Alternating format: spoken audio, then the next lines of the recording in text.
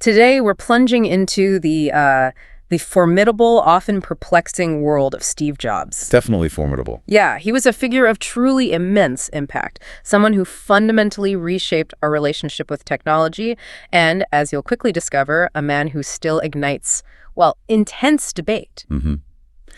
There are multiple perspectives, sometimes conflicting ones, especially when you look at the two major biographies.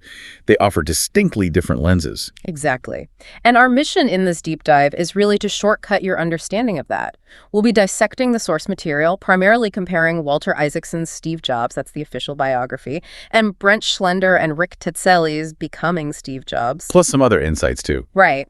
We're here to extract the most compelling insights, the surprising facts, the crucial lessons about his personality, his innovations, and of course, his enduring legacy. Basically, give you the essence without needing to read, thousands of pages. And it's important to note, these books are different. Isaacson's the authorized one, based on tons of interviews with Jobs. Over 40, I think. Yeah, something like that. It's famously unfiltered. People call it the juicy gossip version. It doesn't shy away from colorful language or the difficult parts. It's raw. Whereas Becoming Steve Jobs, that one was written by people close to him, and it explicitly aimed to sort of correct some of those earlier perceptions. Exactly. It focuses more on his business evolution, his growth as a leader. It paints a different arc. So these differing portrayals aren't just minor variations, are they? They really highlight this ongoing debate about biographical truth. Like, do you show every flaw, or do you shape a narrative about growth? It makes you think about whose version shapes public memory.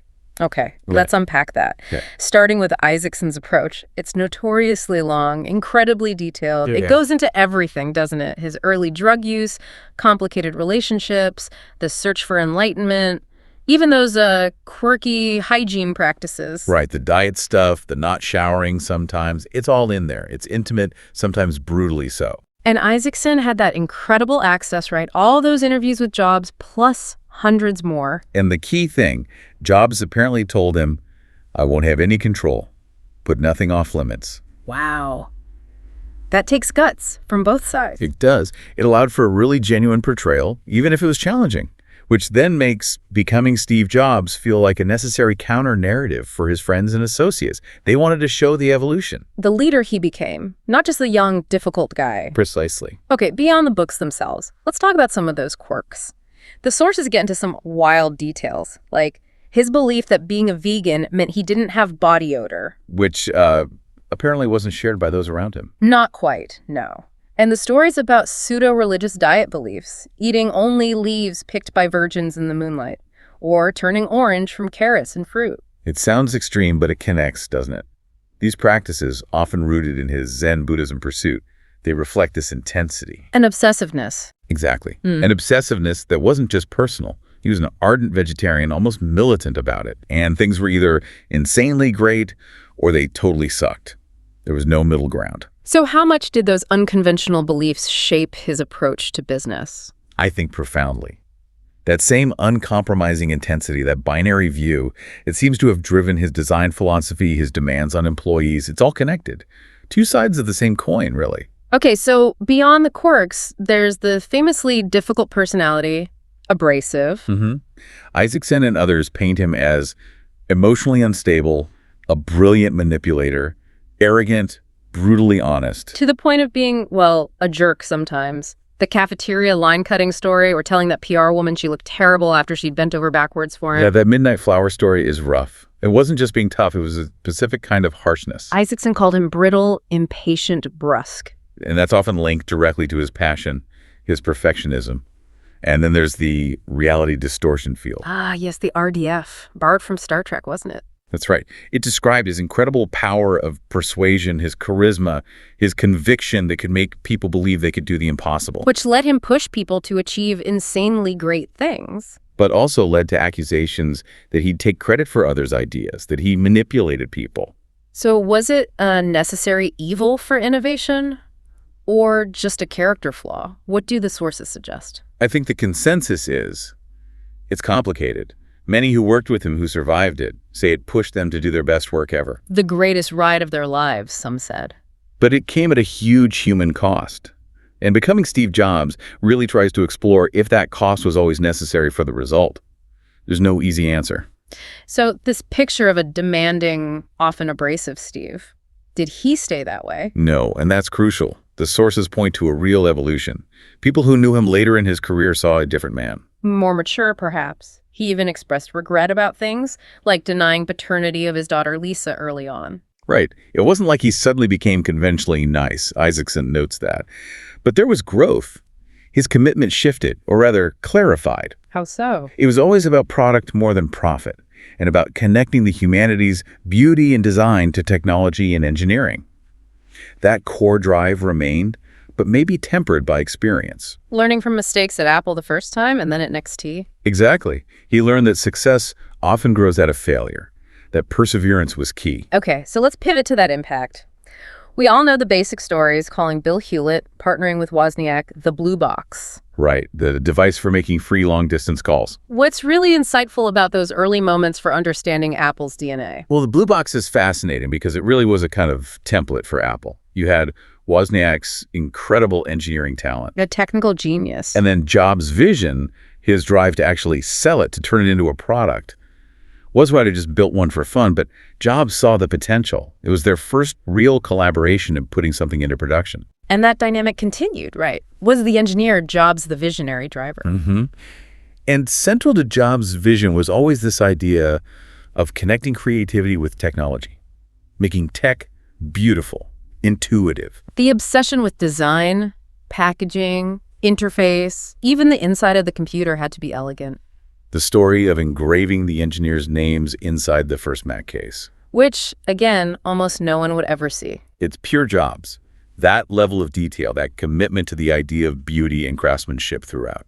So how did that translate into actual business strategy? Isaacson mentioned some key lessons. Yeah, things like focus, cut the clutter, simplify, make it intuitive, take responsibility end to end, control the whole user experience. The whole widget idea. Exactly. And when behind, leapfrog, don't just catch up, jump ahead.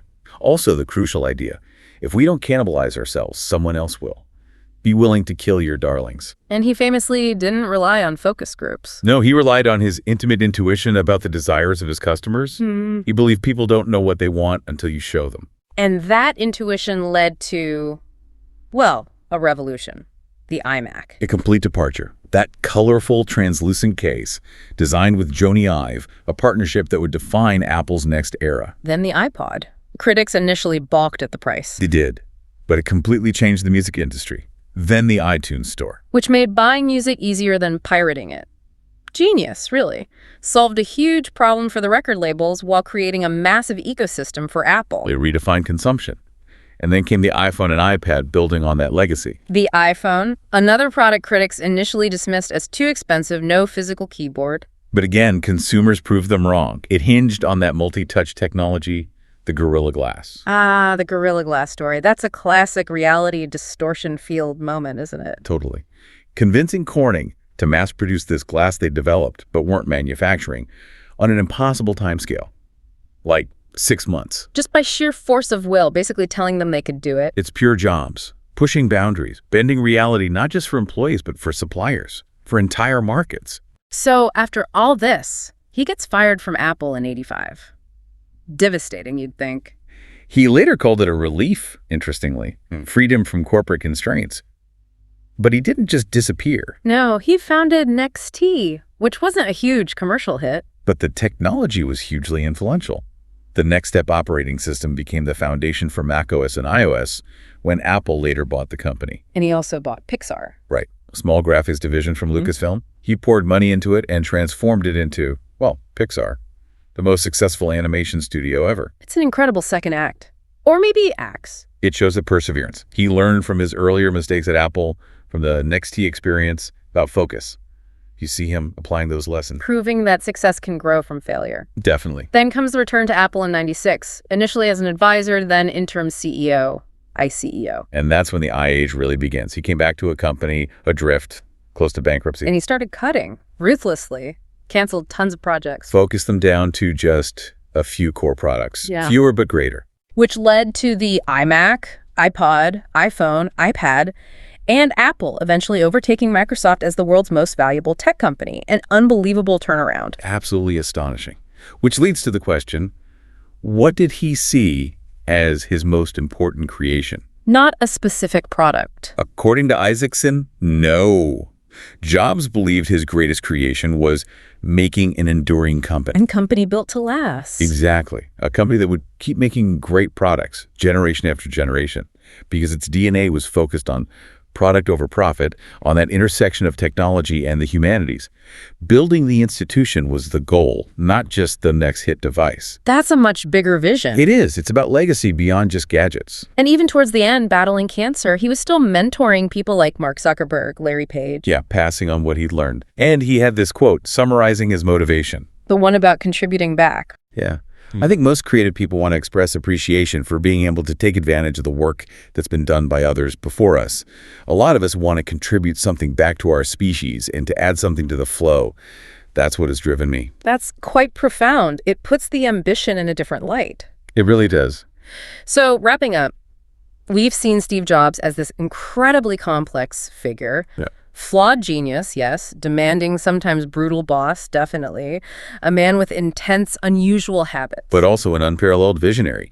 He revolutionized computing, music, phones, animation, multiple huge industries. And that intensity, whether it was personal asceticism or business demands, seems inseparable from his pursuit of the insanely great, his reality distortion field. His story really is a powerful reminder that breakthroughs often come from people who operate outside the norms, who challenge everything, even if they're difficult. The contrasting biographies just underscore that tension, don't they? The debate about genius and its costs. There's no simple takeaway. So, here's a final thought to leave you with.